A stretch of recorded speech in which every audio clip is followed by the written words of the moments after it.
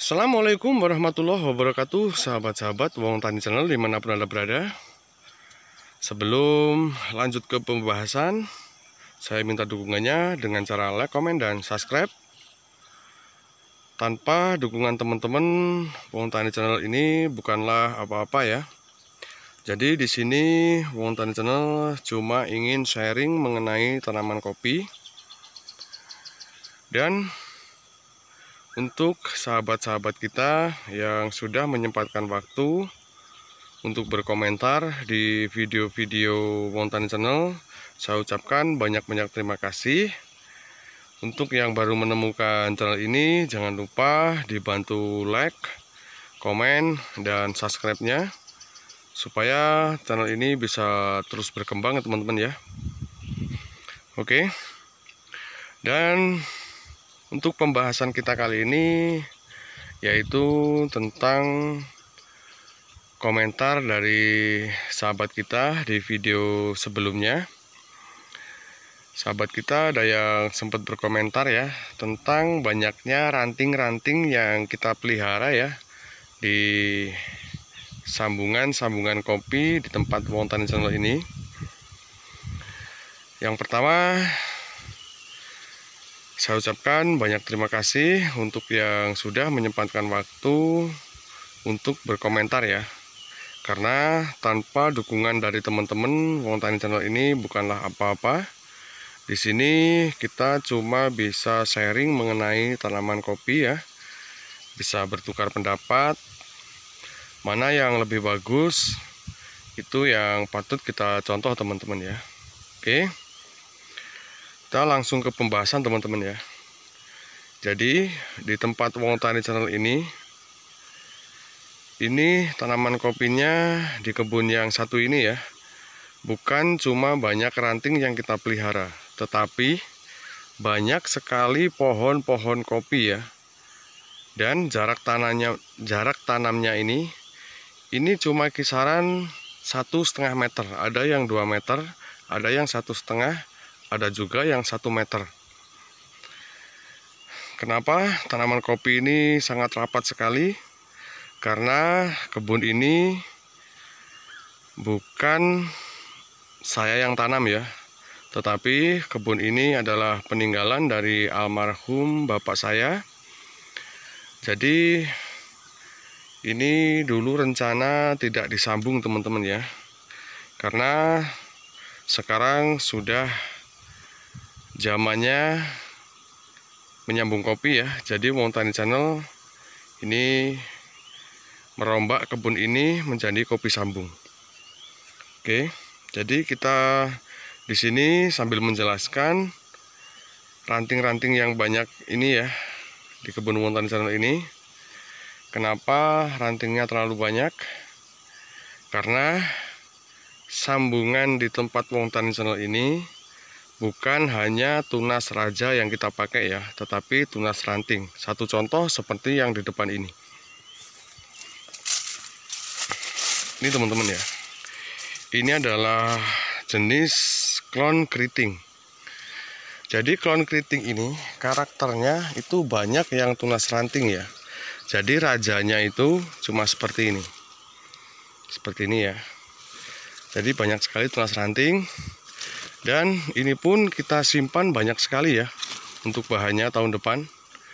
Ini ada berapa ini? Ini sangat banyak sekali. Jadi di sini kita bisa sharing teman-teman ya. Kalau kita mempunyai tanaman kopi yang kita sambung memakai tunas ranting ya, seperti klon keriting ini, itu kita perbanyak bahan tidak masalah teman-teman ya. Beda halnya sama tunas raja yang seperti ini. Seperti ini ya. Ini adalah jenis klon BP hijau. Seperti ini. Ini adalah tunas raja ya untuk karakternya. Jadi kita simpan cuma beberapa bahan ya teman-teman ya. Jadi tidak banyak seperti klon keriting yang di bawah ini. Kenapa kita simpan? Ini ranting-ranting yang ini terlalu banyak, karena dari karakter klon keriting memang seperti itu ya cara penyimpanan bahan. Dan ini pun masih sambungan baru teman-teman ya. Ini sambungan usia memasuki 2 tahun. Jadi masih seperti ini. Tapi alhamdulillah sudah mulai belajar berbuah teman-teman ya. Oke. Jadi ini teman-teman, seperti ini ya kalau kita menyimpan bahan. Pastinya untuk teman-teman yang sudah mahir dalam budidaya tanaman kopi tentunya sudah bisa teman-teman ya. Kalau tunas raja kita simpan cuma beberapa bahan ya, seperti ini. Ini masih sama, ini adalah klon BP hijau. Jadi di sini yang harus kita teliti yaitu dari skill kita juga ya, karena tanaman kopi ini terlalu rapat teman-teman ya. Jarak antara batang ini sama yang di sana itu kisaran 1 meter lah ini. Itu pun kalau ada ya teman-teman. Jadi seperti ini. Yang ini kita lanjut B2. Dan untuk bahan yang ini, kalau ini sudah merah ya, ini kita potong yang satu ini. Jadi kita pelihara yang sebelah seperti itu ya teman-teman ya. Yang masih bagus seperti ini. Ini kita pertahankan ya untuk lanjutannya. Dan teman-teman bisa lihat sendiri ya untuk buahnya, meskipun jarak tanamnya ini terlalu rapat, tapi untuk pembuahannya alhamdulillah masih banyak yang jadi ya. Oke, ini juga, ini klon keriting. Ini banyak sekali bahan-bahannya yang kita simpan teman-teman ya, seperti ini. Jadi memang di setiap perkebunan itu cara perawatan kopi pun agak sedikit berbeda teman-teman ya. Ini seperti ini ya teman-teman. Ini jarak antara batang yang saya sambung ini sama yang di sini, ini cuma kisaran 1 meter. Jadi cara perawatannya itu sangat simpel ya kalau kita sudah mengetahui cara-caranya. Jadi yang ini salah satu harus ada yang kita potong teman-teman ya untuk pembuahan di tahun berikutnya. Jadi kita pelihara yang ke sana ya, itu arahnya masih kosong. Dan yang ke sini ini arahnya juga masih kosong teman-teman ya. Oke. Dan kita lanjut ya. Ini memang masih banyak sambungan-sambungan baru ya di tempat Wongtan Channel ini.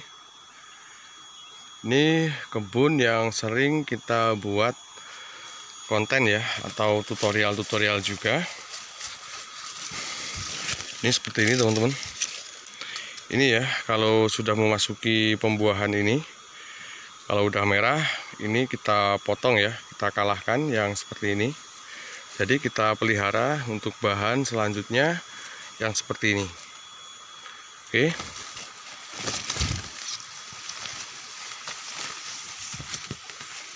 Ini teman-teman. Yang seperti ini skill kita yang harus kita tunjukin ya di perkebunan kopi. Kalau memiliki perkebunan kopi itu terlalu rapat. Yang ini habis pembuahan ini kita potong ya. Jadi kita pelihara untuk bahan yang masih seperti ini. Oke, kita sambil melihat keadaan buah kopi untuk saat ini ya. Ini adalah klon daun bulat, yang mana klon daun bulat ini yang sering kita buat konten juga ya. Buahnya masih lumayan.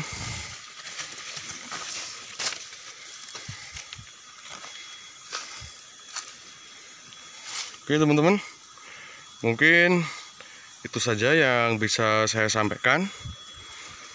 Barangkali ada yang mau dipertanyakan, monggo silahkan berkomentar.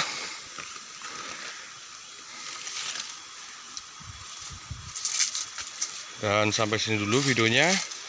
Ada kurang lebihnya saya mohon maaf. Saya akhiri. Assalamualaikum warahmatullahi wabarakatuh.